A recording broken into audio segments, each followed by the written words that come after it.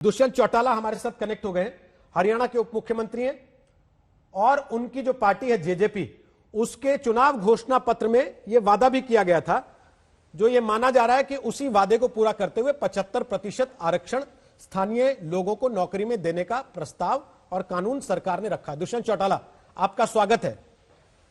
लोग सवाल उठा रहे हैं कि एक तरफ प्रधानमंत्री नरेंद्र मोदी वो एक देश एक संविधान, एक देश एक कानून, एक देश एक चुनाव की वकालत करते हैं और दूसरी तरफ आप उनके गठबंधन पार्टनर होते हुए अपने राज्य की सीमाओं को बंद करना चाहते हैं बाहर से आने वाले टैलेंट के लिए।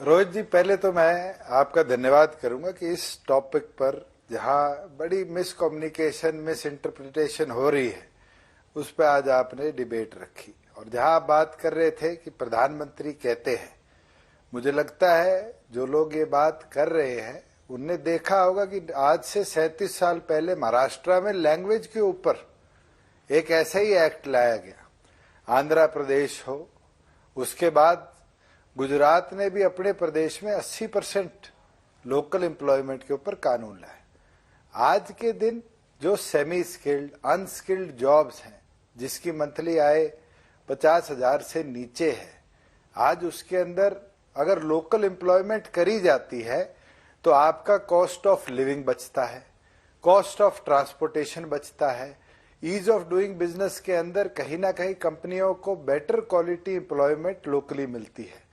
और इसके ऊपर जब ये एक्ट हमने इनेक्ट करने की बात करी थी, 8 दौर की चर्चा इंडस्ट्री की अलग अलग एसोसिएशन की, जितनी इंडस्ट्री की फेडरेशन है, हमने बड़ी बड़ी मल्टीनेशनल कंपनीज के साथ भी चर्चा करने के बाद ये 50,000 रुपए 10% जिले के ऊपर रिजर्वेशन कंपनी को पावर देने की बात, और कोई स्पेसिफिक स्किल सेट हो जो हमारे प्रदेश में उपलब्ध नहीं हो सकता, उसमें एग्जेम्पशन देने की बात करी गई। मैं एक उदाहरण आपके माध्यम से तमाम लोगों को देना चाहूंगा कि आज हरियाणा प्रदेश में हजारों ईंट के भट्टे हैं, मगर ईंट के भट्टे पर काम करने वाली लेबर हरियाणा की नहीं है। आज वो बंगाल से, उड़ीसा से, झारखंड से, छत्तीसगढ़ से, बिहार से, ईस्टर्न यूपी से 6 महीने के कॉन्ट्रैक्ट पर आती है और उस लेबर को 6 महीने के ऊपर ये लॉ बार नहीं करता, हमें एग्जेम्पशन देनी पड़ेगी।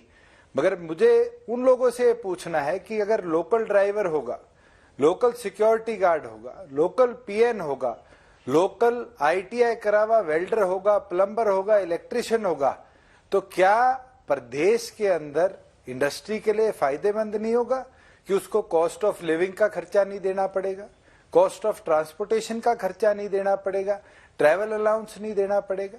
इन तमाम चीजों पर विचार करके प्रदेश में हमने हमारे प्रदेश के युवाओं के लिए, लोकल रेजिडेंट्स के लिए, उसके लिए हमने डोमिसाइल का भी 15 साल से 5 साल तक सीमा को कम करने का काम किया। और इसीलिए अगर आपने डोमिसाइल को 15 साल से 5 साल करने की बात कर ली, उनके हाथ में रोजगार, तो इसका मतलब तो ये हुआ ना कि ये कानून केवल दिखाने का है, सिर्फ बताने का है। और अगर उद्योग धंधों के लिए वाकई इतना फायदेमंद है तो सीआईआई इसका विरोध क्यों कर रहा है?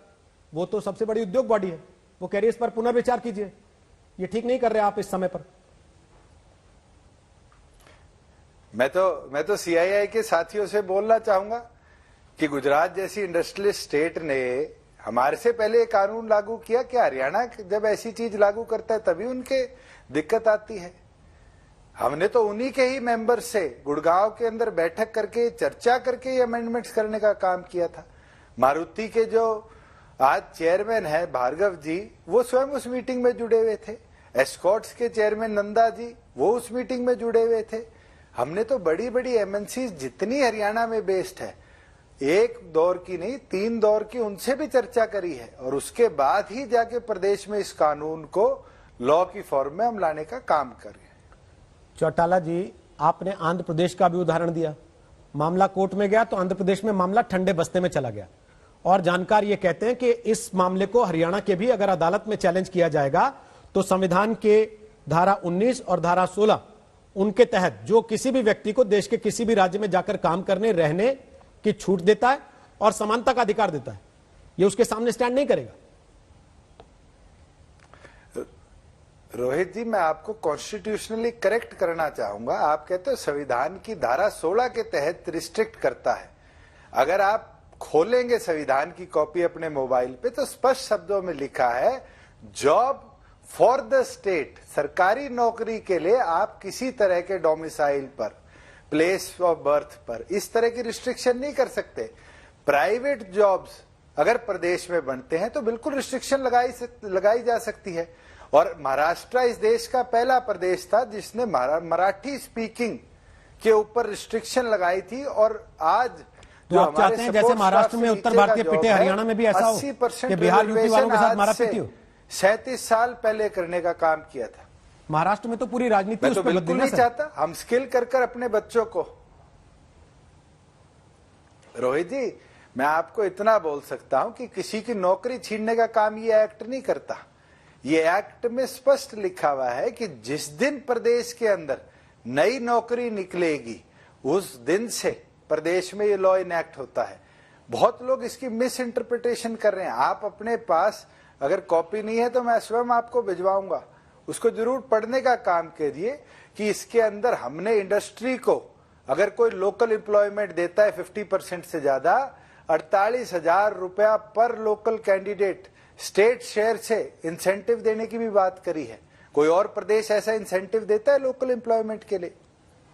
हमने इंडस्ट्री के लोगों से बात की 2 दिन पहले, जब हमने इस पे ग्राउंड रिपोर्ट की, तो आप यकीन नहीं मानेंगे, हरियाणा का ही हिस्सा है गुड़गांव, वहां बैठे इंडस्ट्रियलिस्ट लोगों का कहना है कि जिस हरियाणा में लोग खेती तक खुद नहीं करते, वो बाहर से लेबर मंगा के कराते हैं, उस हरियाणा में आप ये शर्त कैसे लगा सकते हैं कि यहीं के आदमी से काम कराइए?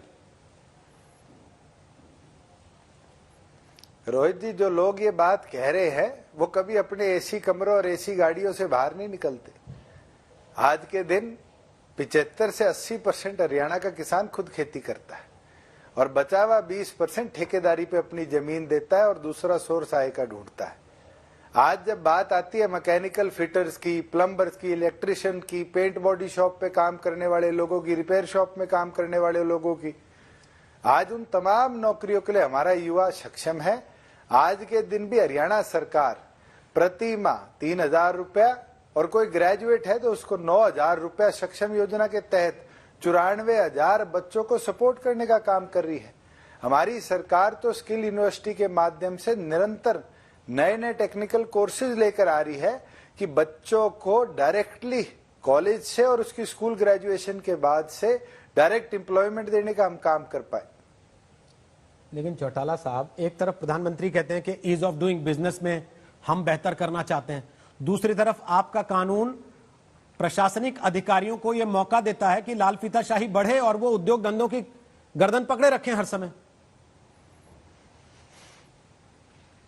रोहित जी, किसी तरह का इंस्पेक्टरी राज नहीं आने वाला। इसके अंदर बड़ा क्लियर कट है कि हर कंपनी को किसी ह्यूमन इंटरफेरेंस की जरूरत नहीं होगी। मंथली अपने जॉब्स को ऑनलाइन अपलोड करना पड़ेगा, कितनी लोकल एम्प्लॉयमेंट दी है उसकी डिटेल आधार के साथ जोड़कर ऑनलाइन सबमिट करनी पड़ेगी। कोई इंस्पेक्टर उनकी फैक्ट्री चेक करने नहीं आएगा। बारी बारी ये भ्रम फैलाने की जरूरत नहीं है कि इंस्पेक्टरी राज आएगा, ये तो काला कानून है। आज के दिन हर कानून को काला बोल दोगे तो इस देश में कानून तो कभी बनेंगे ही नहीं। एक कानून को तो आप भी काला कह रहे हैं ना, जो 3 एक साथ आए, या आपका मन बदल गया उसमें? मैंने तो आज तक उनको काला कानून नहीं कहा। तो आप उनके पक्ष में हैं तीनों कानूनों तो करिए, किस दिन मैंने उनको काला कानून? आप तीनों कृषि कानूनों के पक्ष में? बिल्कुल है, उसमें अमेंडमेंट की जरूरत है। आपको मैं स्पष्ट कर दूं कि हमारे प्रदेश में एमएसपी जैसी है उससे मजबूती के साथ जारी रहेगी और 2 दिन में किसान को पेमेंट देने का काम 1 अप्रैल से गेहूं का हम करेंगे। और आपको बुलाऊंगा मैं मंडी के दौरे पर, यह दिखाने के लिए कि लोगों ने भ्रम फैलाया गया कि मंडियां बंद हो जाएगी, एमएसपी खत्म हो जाएगी। तो ये जो नया कानून है, क्या इसका कोई लेना देना नहीं किसान आंदोलन से पैदा हुई नाराजगी को ढकने, छुपाने या उससे ध्यान भटकाने में? हमारी सरकार का कॉमन मिनिमम प्रोग्राम का एक प्राथमिक एजेंडा था, प्रदेश के अंदर हमने उसको लागू किया है। हरियाणा प्रदेश के शिक्षित अशिक्षित युवा के हाथ में रोजगार की उपलब्धता बड़ी मात्रा में करेगा। हरियाणा प्रदेश के युवा को उनके हुनर को अलग अलग इंडस्ट्री हो, इंस्टीट्यूशन हो, ट्रस्ट हो, सोसाइटी हो, रोजगार प्राप्त करने में मदद करेगा। एक अखबार में आज छपा है कि 40% बेरोजगारी है हरियाणा में। पिछले 2 साल में आपने कितने रोजगार दिए और अगले 3 साल में कितने रोजगार देने का प्लान आपके पास है? मैं रोहित जी 1.25 साल की तो बता सकता हूं कि 1.25 साल से जब से मेरे पास इंडस्ट्री का पोर्टफोलियो भी है और लेबर का पोर्टफोलियो भी है, कोविड के बावजूद 7,500 करोड़ की इन्वेस्टमेंट से IMT सोना जो नू के अंदर है, उसके अंदर दुनिया की सबसे बड़ी लिथियम बैटरी बनाने वाली मैन्युफैक्चरिंग कंपनी को हमने लाने का काम किया है और 2021 के दिसंबर तक उनका प्लांट शुरू हो जाएगा जो लगभग 7,500 युवाओं को नौकरी देगा। फ्लिपकार्ट 140 एकड़ के लिए ऑक्शन में अपने आप को बिड कर चुकी है मानेसर में, जो 7 मंजिली ऊंचा पूरे एशिया का सबसे बड़ा वेयर हाउस बनाएगी और वो लोग 10,000 के लगभग एम्प्लॉयमेंट को जनरेट करने का काम करेंगे। पिछले दिनों मारुति के MD और मारुति के चेयरमैन के साथ हमारी बैठक थी। हमने उनको भी इनवाइट किया है कि खरखोदा के अंदर सुजुकी 100 एकड़ में, मारुति 800 एकड़ में अपना प्लांट लगाए, जिससे लगभग आने वाले भविष्य के अंदर एंसेलरीज मिलाऊं तो 18 से 20,000 नए युवाओं को एम्प्लॉयमेंट देने का काम केवल मात्र ये 2 कंपनी कर पाएंगी। और कोई कहता हो कि हरियाणा से इन्वेस्टमेंट भाग रहा है, भाग नहीं रहा। हमारे यहाँ तो कंपनियां दोबारा आ रही है और उनको दिखता है कि ईज ऑफ डूइंग बिजनेस के अंदर जो नई हमारी Haryana enterprise and employment policy आई है, वो इंडस्ट्री को भी बेहतर भविष्य देती है, उसको बिजनेस करने के लिए ईज देती है और लोकल कैंडिडेट को अगर वो एम्प्लॉय करते हैं तो प्रत्येक कैंडिडेट 48,000 रुपए, 48,000 rupees, that is 4,000 rupees per month का इंसेंटिव देने का काम करती है स्टेट शेयर से। बहुत बहुत धन्यवाद दुष्यंत चौटाला आज तक पर आने के लिए।